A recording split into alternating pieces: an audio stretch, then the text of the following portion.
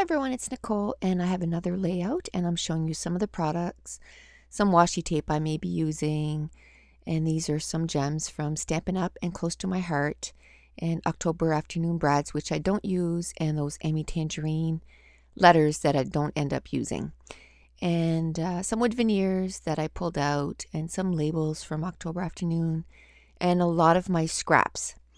And I pulled out just a whole bunch of scraps, which doesn't mean that I'm going to be using them, but the scraps building up like that for some reason stresses me out. So I just thought, okay, I'm going to do 3 or 4 layouts in a row that I'm just going to be using mostly scraps. And in this layout, I do end up using that gray Simple Stories pattern paper. But if you remember, when I put my pages together in my process video for how I start with a new kit, I had put that gray paper with the vellum sheet. So I guess it is also using some new sheets of papers, but I do end up using some scraps with it. And I didn't find anything else kind of went with those papers, so I was happy to be able to find some scraps that kind of made it work. So at first I was gonna just cut that mat equal with, with the photos to kind of mat it. And then I decided, no, I'm just gonna use the full 12-inch, and then I'm going to put a journaling paper there. And I decide on that yellow paper, and I'm going to cut it down to fit. And these photos are of my son at the museum. And he walked into this room and absolutely loved it, because ever since he was a little boy, he's always loved gems and stones and pretended, he was a pirate with a treasure. But this page is more about how he's a precious gem to me. I have 2 girls and a boy. And so he's totally mama's boy. And so I'm just going to glue that whole thing down. And then I'm going to try to find some embellishments to go with it. So I'm going to go through, this paper here is from Studio Calico, and I believe it's called Checks. And those arrowheads kind of reminded me of gems, and they were all different colors, so I used that for the top and the bottom of the layout. And then I'm going to use that washi tape, and it has words like amazing and dream and love this, and so I thought it went really well with this layout.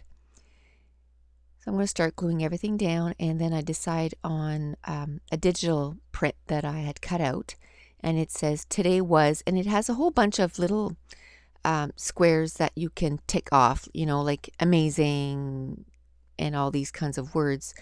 But I do end up using the word epic from the wood veneer and put it over top, so then it says today was epic. And so I do put some washi tape there also. And then I decide that it looked kind of lonely, just kind of sitting there. It was kind of floating, so I decide on that yellow stripe paper and put it in behind. So I'm going to put some in behind the top cluster and the bottom cluster, just to kind of ground it, and so that I would have yellow somewhere else on the page too, because that yellow journaling kind of stuck out. But by putting yellow on 2 more spots on the page, it kind of balanced it. So at this point, I'm kind of looking for more stuff that I could add to the page. So I'm thinking of some washi tape, more washi tape, but I decide against that. So I'm going to pull out some blue paper, and I'm going to cut out a circle. At first I cut it, or I punch it out, and it's a 2-inch circle, but I find it's too big. So I'm going to go with a 1 3/4 inch circle, and I'm going to cut it in half. And it's because everything is kind of square on the page, like every cluster is very square. So I just kind of want to soften it up a little bit and put something round in there. And I'm still looking through my stuff, trying to figure out what else I'm going to put on there. And I start bringing in some wood veneer pieces. And I did use quite a bit of my digital kit, which I was really happy because, you know, I think it's $3.99, and yes, to print it, it doesn't cost much, like 50 cents, but that means that you paid $4.50 for one sheet. So if you don't use it, then it's kind of a waste. And I plan on reprinting those anyway. So, and for kits that are kind of not heavy with embellishments, I do like having the digital prints because it gives you something to layer stuff on your page, because I do like layering. So if there's not a lot of stuff to layer, then I'm kind of lost. So I do end up, like I said, choosing a lot of the digital print. And at first I think I'm going to put that epic word where it is there, and then I do end up moving it on that embellishment that says today was. So I'm going through the stuff, not sure exactly what I'm going to use.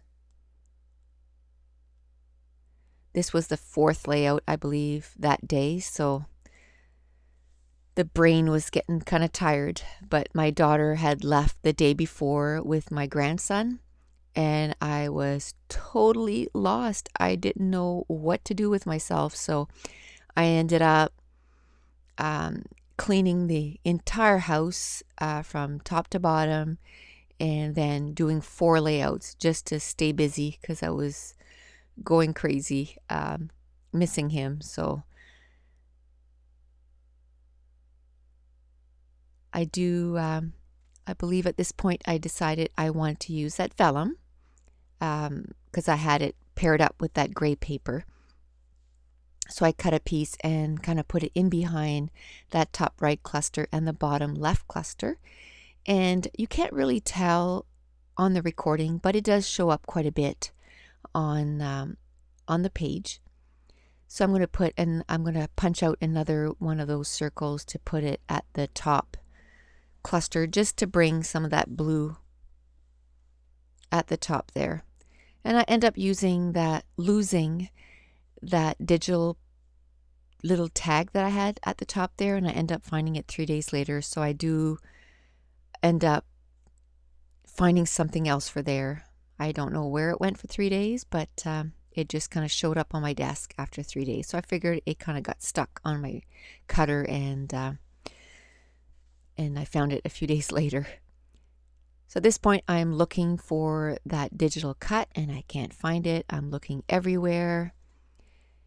And when I lose stuff, I do kind of become, obsessed with finding it. But I do end up giving up because I look for it for about 5 minutes, and I'm thinking, okay, well, you're recording, you can't keep looking for it. So I do put foam tape in behind that label, and I'm so glad I bought that huge tape.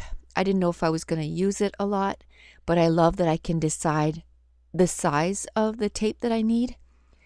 So I'll probably, it's going to last me forever because I did end up buying 2. And I think that's why I decided to do that Facebook challenge of, do 50 layouts before you buy anything else, because I ended up buying 2 of those foam tape rolls, and they're not cheap. They're normally, I think, $47. And when I did purchase it, it was $33. So it was a huge sale, and both times I got it for $33. But it's still like $60 or almost $70 in foam tape, and I was like, okay, you need to start scrapbooking more and being on the internet less and buying stuff.